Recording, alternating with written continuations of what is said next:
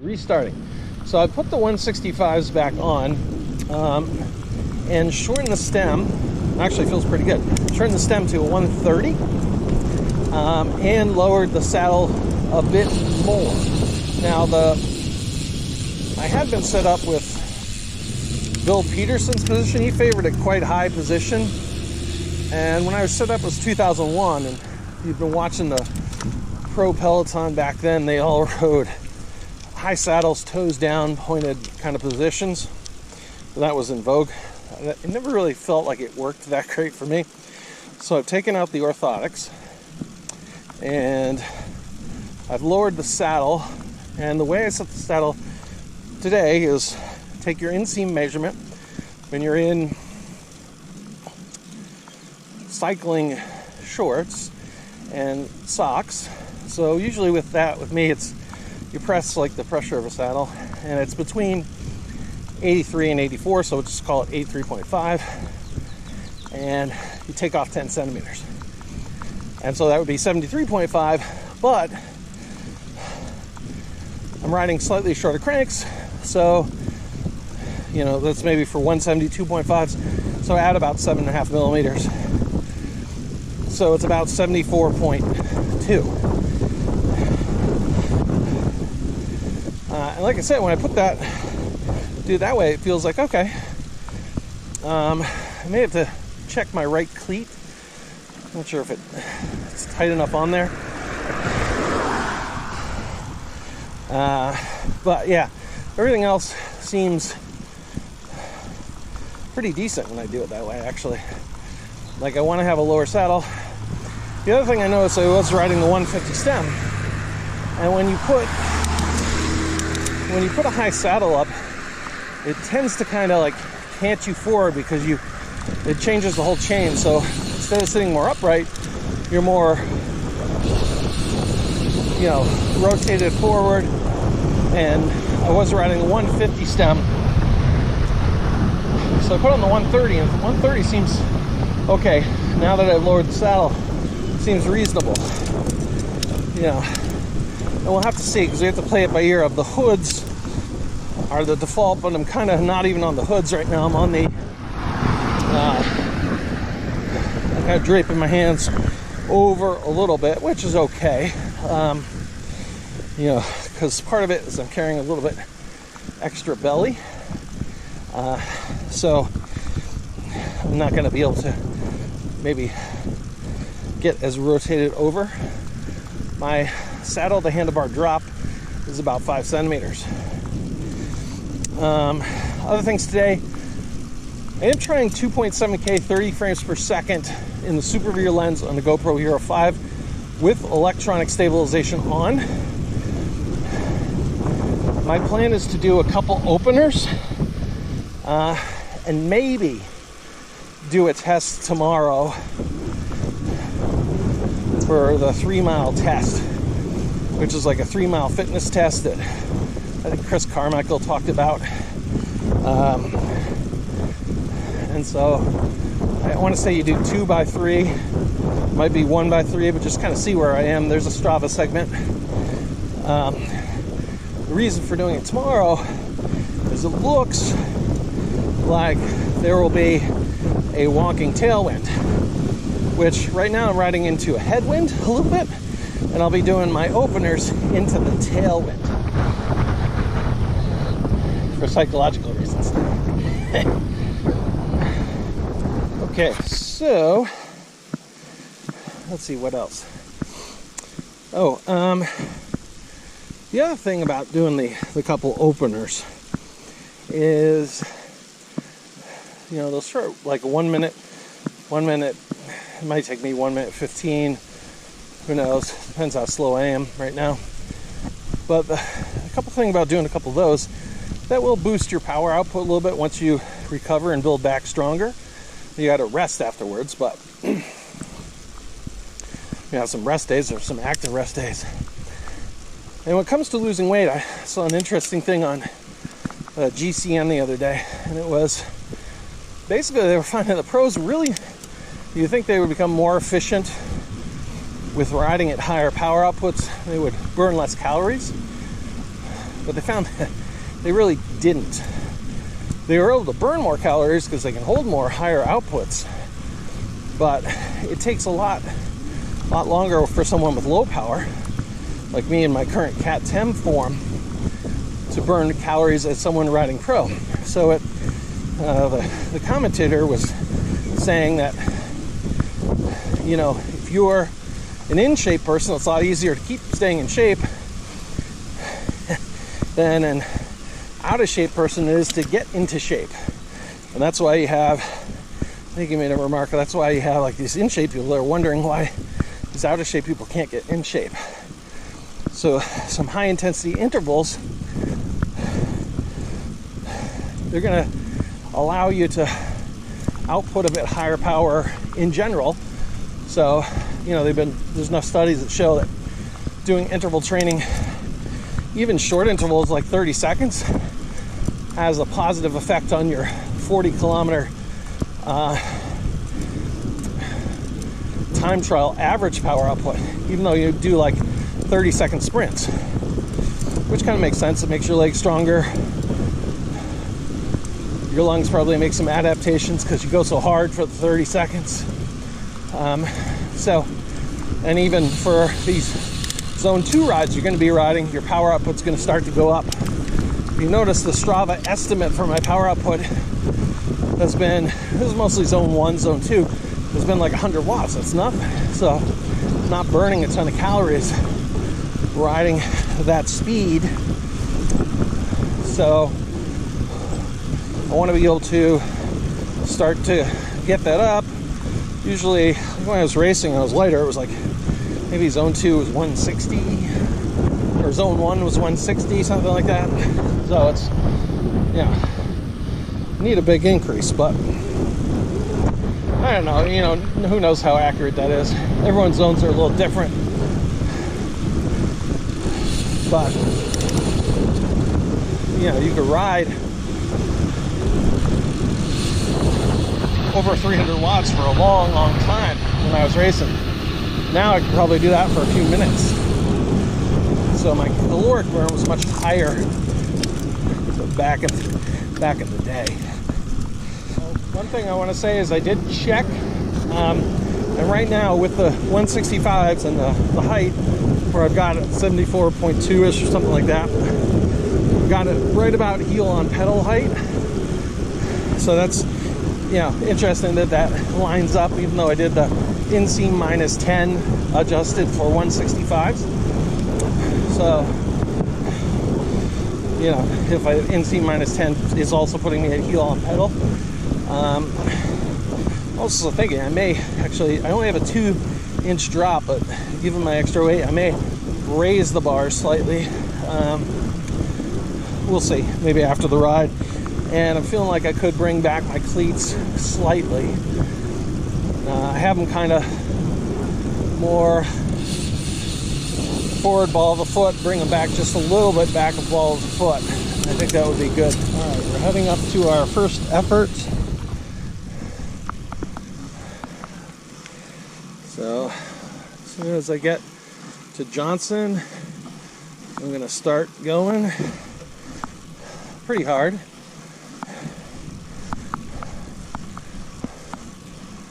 All right, here we go.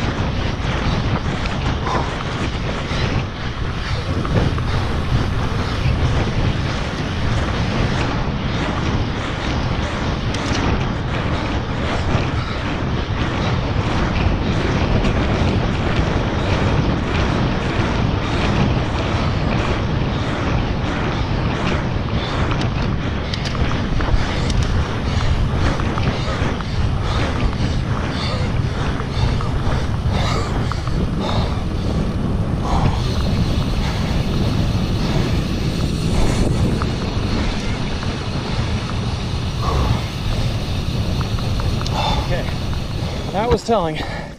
So cleats, yes, need to come back. Felt right from the beginning as I was standing out of the saddle. My calves are starting to burn up real quick. And I sat down, but it means my foot, they were working extra hard to stabilize my foot. So the cleats too far forward. Saddle height felt fine. But I definitely need to work on power. Fastest I hit was 51 kilometers an hour, and that was on a slight downgrade before the end. So this is a segment, the 1990 Nate Tim challenge. I don't expect it to be a good time, but we'll take a look when we finish up. I've got to recover a bit. I'll open up the Gatorade I have with me. I'll probably do this again. Whew.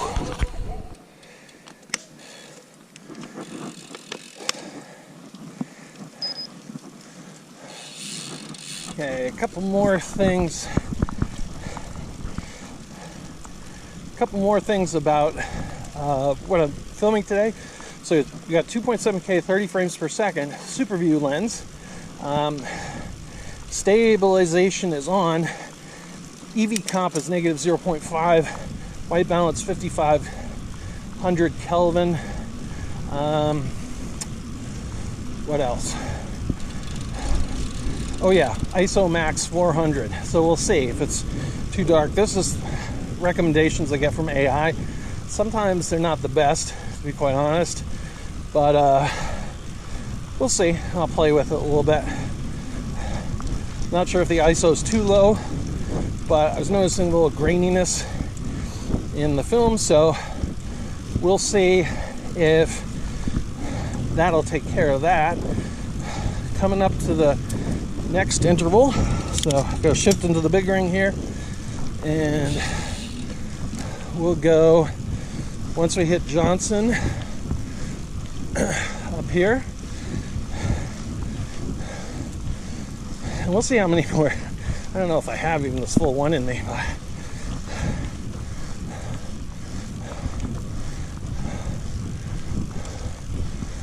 all right.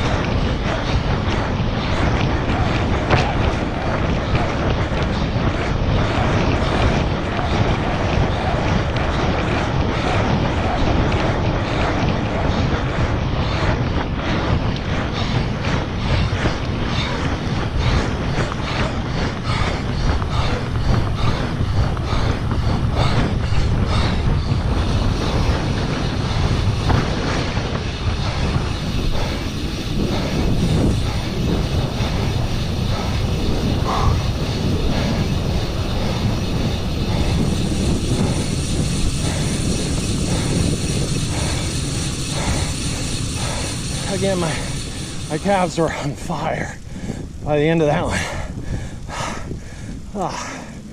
And a little bit better. I got up to 46 kilometers an hour on the little rise right before the drop, but only got up to 49 and a half at the bottom of that last hill. So it wasn't as horrible. Still pretty bad, but not as bad as the first one. The one thing I did notice to get up speed on the flats on these is resist the temptation to shift up too quickly. 165s, I think you want to really spin out the gear before you go to the next one. It seems to work a little bit better with these. So I'll try that again, the last one. And I go through.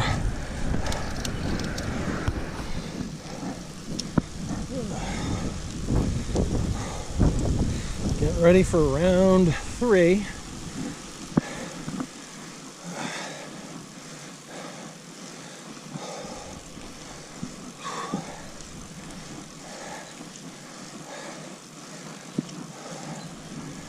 Okay, here we go.